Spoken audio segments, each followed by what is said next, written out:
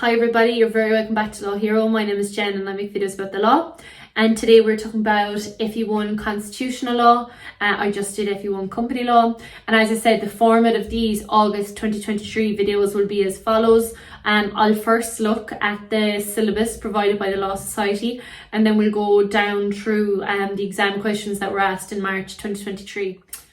Although constitutional law is primarily an academic subject, Fe1 will require candidates to consider the way in which constitutional principles might apply to factual situations. And I suppose that is a good point. When you are studying constitutional law at undergraduate, Irish undergraduate level, like I did, it's extremely theoretical, it's very lofty, it's based on principles of justice, of democracy, and I suppose the big question is, when does this stuff arise? And it's usually in matters that are fundamental to being a human, i.e. bodily integrity, privacy, access to justice, how the government and the legislator and the judiciary act, your rights as a worker, your emergency powers when there's times of war, that kind of thing. Very fundamental topics to being a human, like COVID. When you had Gemma and John take on the Minister for Health, that was a constitutional issue. They said their constitutional rights were being violated. So that's what we're talking about here. And that would be an example of a practical example. As practitioners are most likely to encounter constitutional law in the context of litigation, there will be a number of problem questions on the paper, which is true. There will usually be like a constitutional law aspect to a case. For example, if you have a parent like Kathy Sinnott taking a case on behalf of her disabled son against a school, you will also in that argument talk about right to education and like socioeconomic rights and who's to pay for a child who needs a higher level of education than the one that the public system offers. That kind of argument, it's a sociological argument. And when she's taking the case and she's making a claim for her son, the question is who is responsible, and your constitutional rights come into that.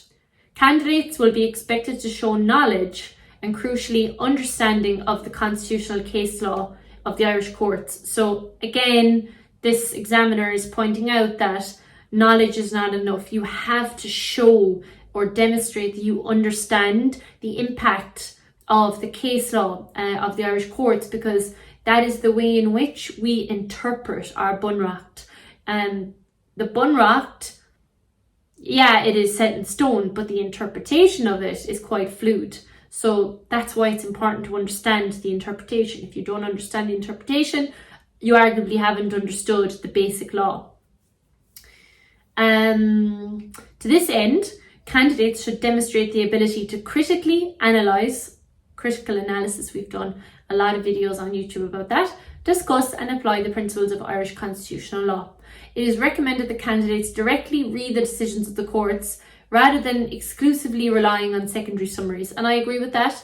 And I always say that when I sell my ebooks, I always say, do a bit of your own reading. Not only will it cement the case and the ratio of the case in your own head, it's also just good practice not to ever just take one source as that. So an up-to-date knowledge of decisions of the superior courts will also be required. Areas of relatively recent consideration will be particularly important, and that's why try and keep your notes up to date. So the major topics, and then they say which are not exhaustive, thank you very much, are constitutional interpretation, locus standi, that's dealt with in chapter 1 of my book. Judicial review, justicability, also kind of chapter 1 of my book. Habeas corpus, that would be constitutional right in the later part of my book. Separation of powers, we do. Emergency powers, I don't actually do. I don't do the President or Attorney General anymore, simply because they just haven't been asked, and they're quite easy. I mean, it's set out in the Constitution. They can't really ask a lot about it because it's very prescriptive, so I'd say that's why they're not asking about it. Election and referenda provisions, again, I don't really do that. Enumerated and unenumerated personal rights, I do in constitutional rights. Socioeconomic rights, the family, I kind of do in constitutional rights. Courts and administration justice, extremely important. Executive and Oireachtas, extremely important. Constitutional justice, extremely important. Consequence of declaration of unconstitutionality, I do it in the first chapter. And the impact of the ECHR Act, I kind of pepper that through. Candidates are permitted to take an unmarked copy of the Constitution into the examination. And of course, you guys should be reading that Constitution literally from the time you start college. You should have a copy of it. You should be very familiar with it. You should be very comfortable in finding the provisions. Without that, you're not going to pass the exam. I don't have a Constitution anymore, because you might have seen in my 2019 video, someone took it and never gave it back. Okay, let's move on to the exam paper. So question 1 is a problem question around the right to live. I have some case law in my ebook about that. But yeah, I think what you really want to do is like use the facts to argue your case very well. And this would be like, for example, you know, something that Alice said, for example, before her injury, she said she would hate to be cooped up inside for a long time. And that, you know, she may have a basic level of cognition. All of those things will be important when applying the law to the facts. The second question, let me see. So you're looking for constitutionality of the legislation, hands off our pension pots. So when you think of pension and you think of employees, you think of your property, you know, you've earned it, it's your wages, it's your property right, that kind of thing. And when you're thinking of like the constitutionality of the legislation, you think of the different principles of constitutionality. So it's kind of layered here. It's not only a constitutional right, but you're also considering the constitutionality of it. Okay, so the next question is a essay question which looks at Donnelly, and it looks at it just says Donnelly provided important clarification on the principles to be applied in what the court described as a pure equality challenge to the legislation. So you're supposed to agree with the statement, or sorry, agree or disagree with the statement, give reasons for your answer, and then give a discussion as to Donnelly in your answer. Question 4 is a Prevention of Frivolous Litigation Act. And the minute you see anything that could be a bar to justice is an access to justice case, and that's the way you should be thinking. And based, like, the fundamental principle is that there's no impediment or there's no barrier of access to justice. So that's that.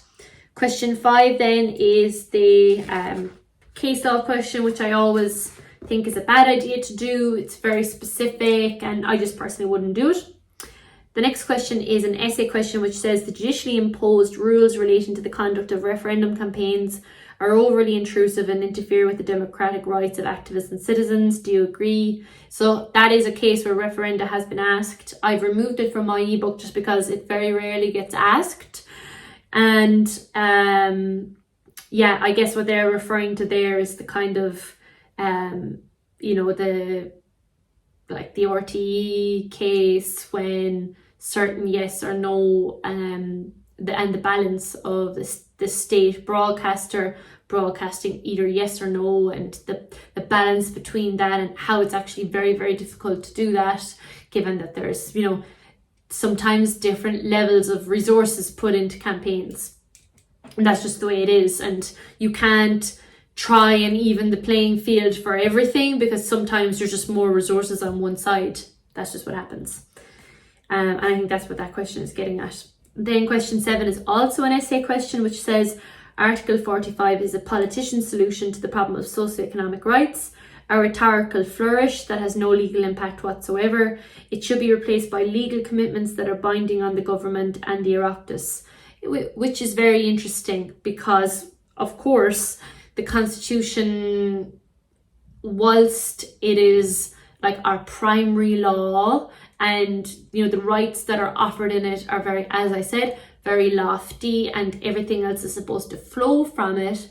In reality, when it comes to like making sure everyone in Ireland has a house, making sure that everyone in Ireland is educated, that's very, very difficult to implement, and it's very, very difficult to promise, because that needs a financial backing, that needs like government ministries to pledge money to it, and then on the Oireachtas side it needs the Oireachtas to legislate on that basis, but it may not be in the legislator's interest to provide, for example, my personal gripe, which is free third level education, because it may not be for those TDs or senators of the time, it may not be a priority, it may not be an easy way to get elected. So yeah, so obviously I would agree with that as a question.